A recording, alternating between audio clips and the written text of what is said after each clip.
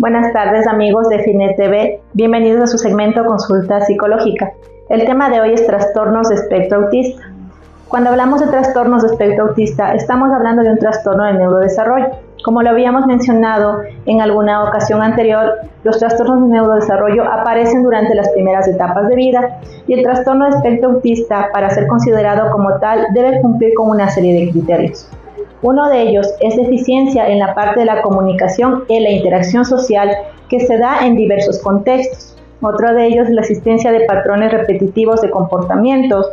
Otra de estas es que aparece, como lo mencionaba antes, durante las primeras etapas de vida. Inclusive estamos hablando que esta presencia se da dentro que estamos del proceso de gestación. Otra de las situaciones de este trastorno es que genera deterioro en la interacción en los diferentes contextos y también que no puede ser explicado mejor por un trastorno global de desarrollo o discapacidad intelectual.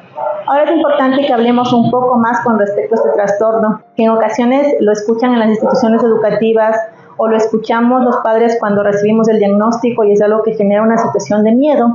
Y este miedo producido también precisamente por la parte del desconocimiento de lo que implica este trastorno.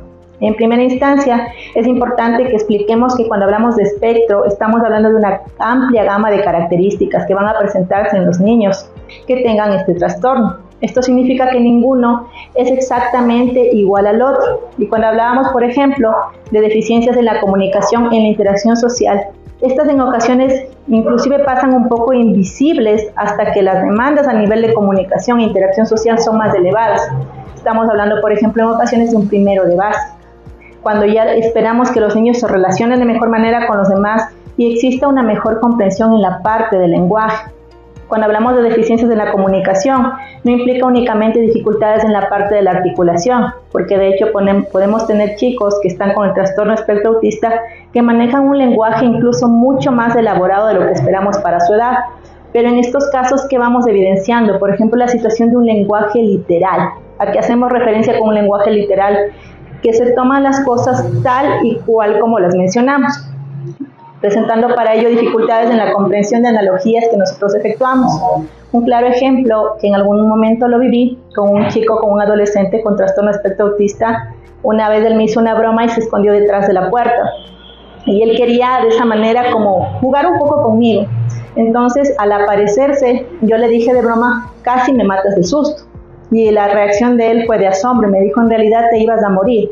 No porque su comprensión, su nivel intelectual esté debajo de lo esperado en este caso, sino porque él comprende el lenguaje de una forma literal. En otros casos, dentro del trastorno de espectro autista, podemos encontrar diferencias marcadas, dificultades marcadas en la parte del lenguaje. Hay ciertas particularidades, por ejemplo, la dificultad en la parte de la comprensión o el incluso referirse a sí mismos en terceras personas.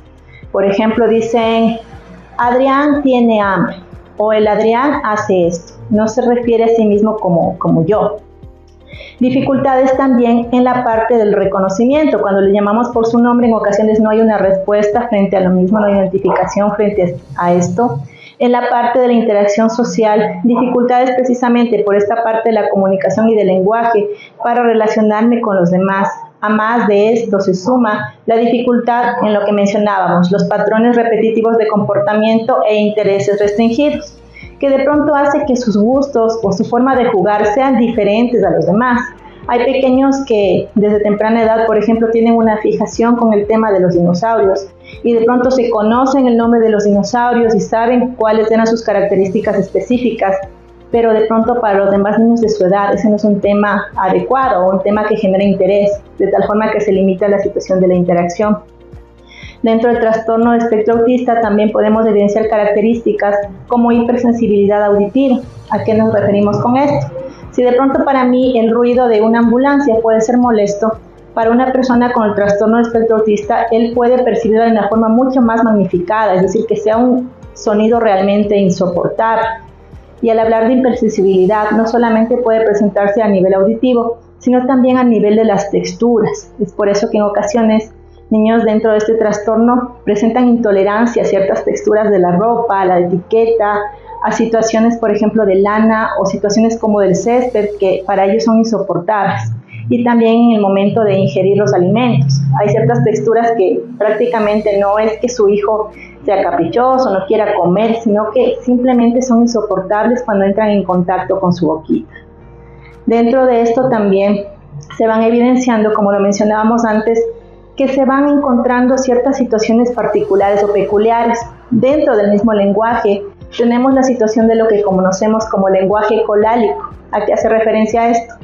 A veces yo quiero hablar con un niño y le digo, por ejemplo, ¿cómo te llamas? Y él me dice, ¿cómo te llamas? Él no entiende, no se logra esta parte de la comunicación, y al no haber la comprensión, él está recurriendo a la parte del lenguaje colálico, es decir, repetir lo que yo le estoy diciendo.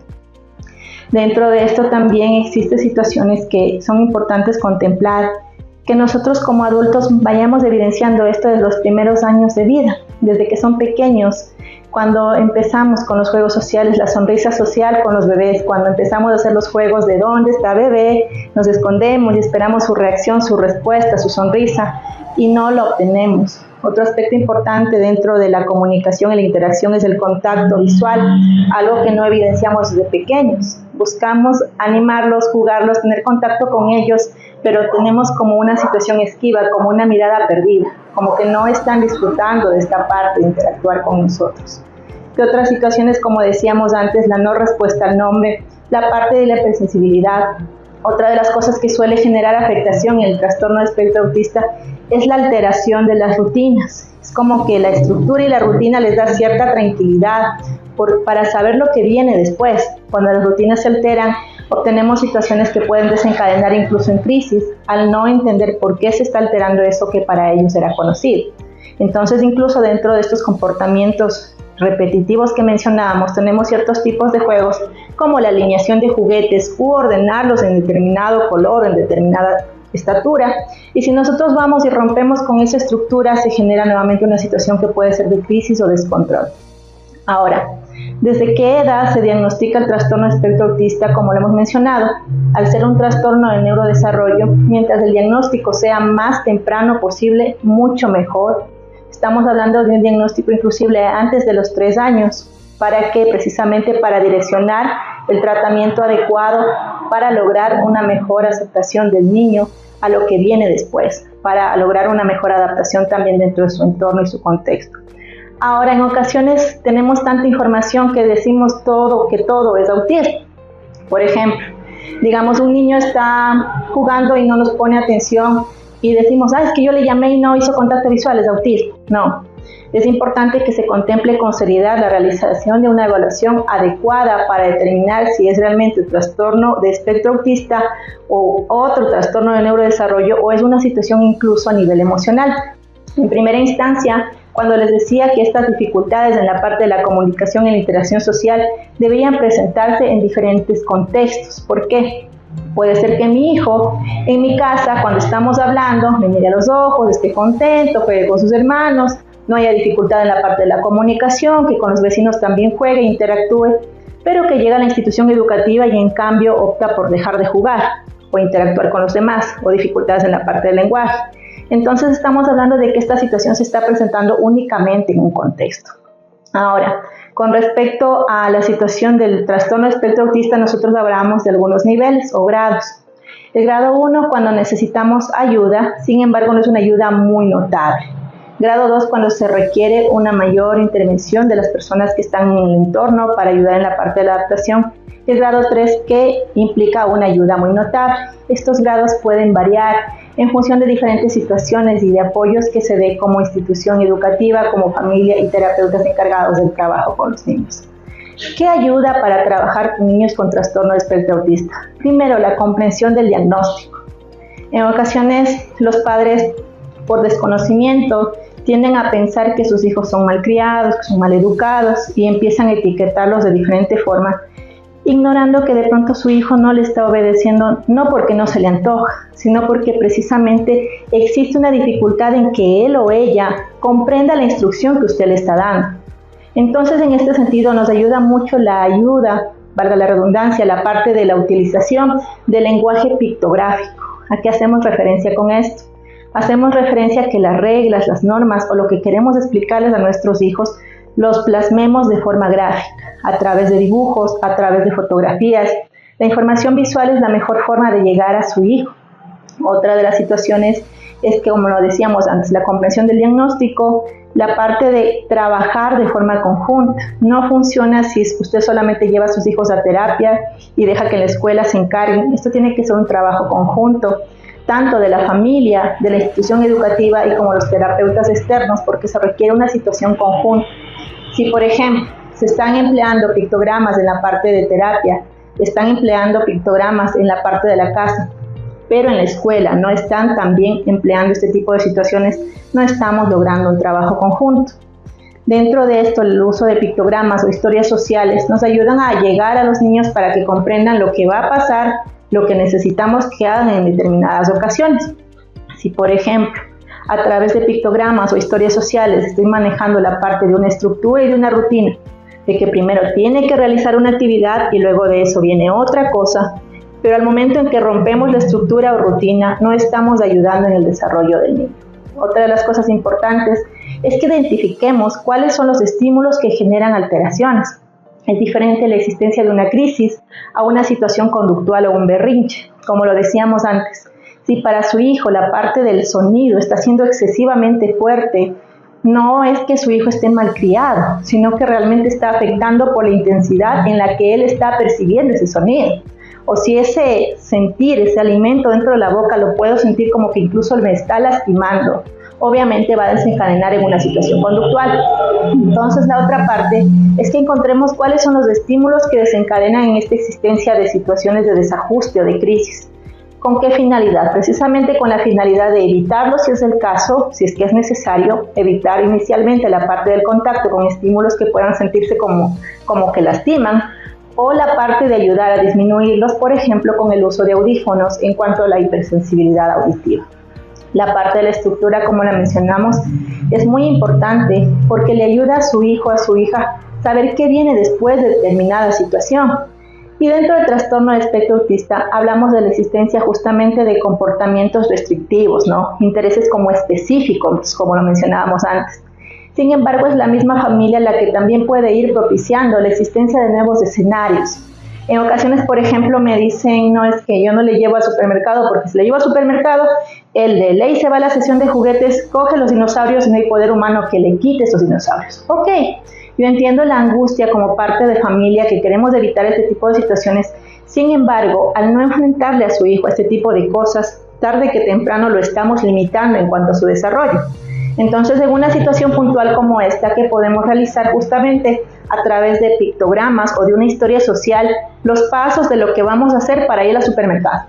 ¿Okay? Nos vamos a ir al supermercado, una fotografía del supermercado. Vamos a ir a comprar esto y le vamos indicando paso a paso lo que vamos a hacer e indicando también que al final de pronto él podrá escoger un alimento de su gusto o algo así, pero estamos anticipando. Esto no es una receta mágica, no significa que automáticamente con estas historias sociales su hijo ya no va a descontrolarse, pero ayuda a controlar y generar una comprensión en él en cuanto a lo que esperamos en determinadas situaciones. ¿Qué otras cosas nos ayudan? De forma inicial necesitamos contactar con nuestros hijos. Recuerden que una forma del aprendizaje es la parte a través del juego. Entonces, de forma inicial necesitamos vincularnos con ellos, incluso a través de sus intereses, aunque nos parezcan intereses raros en función a su edad. Y nosotros buscamos vincularnos con ellos. Si veo que le gustan los dinosaurios, pues voy, investigo con respecto a los dinosaurios, busco de qué se trata, trato también de aprender nombres, busco involucrarme con él. ¿Para qué? Para favorecer por un lado la parte de la vinculación, la parte de la interacción social y también para que él sienta que nosotros estamos intentando conectar con él o con ella. Importante que si tiene una determinada forma de ordenar sus juguetes, respeto esto en cierta medida para que sienta que también está siendo respetado por mí. Claro, siempre y cuando esto no implique una situación que genere un daño en los demás. Entonces son ciertas recomendaciones pequeñas que nos pueden ir ayudando. Y de igual manera, cuando tenemos citas, por ejemplo, con la parte de los odontólogos, que es una situación que puede generar varias dificultades precisamente por el sonido de las turbinas y todo lo demás, citas con los médicos también son situaciones que nos generan como un estado de ansiedad, incluso a nivel de la familia. Es importante que de igual forma se maneje la anticipación y además de esto, se comunique de las particularidades de su hijo a los profesionales que van a trabajar con él.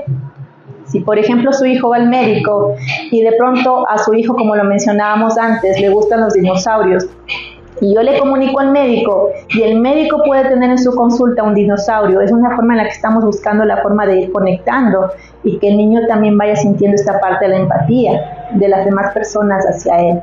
Estas pequeñas cosas nos pueden ir ayudando, a más de tener un diagnóstico oportuno con las características propias de su hijo, con las debidas fortalezas y con las debidas debilidades que él tiene. Es todo lo que les puedo compartir por ahora. Una linda tarde para ustedes.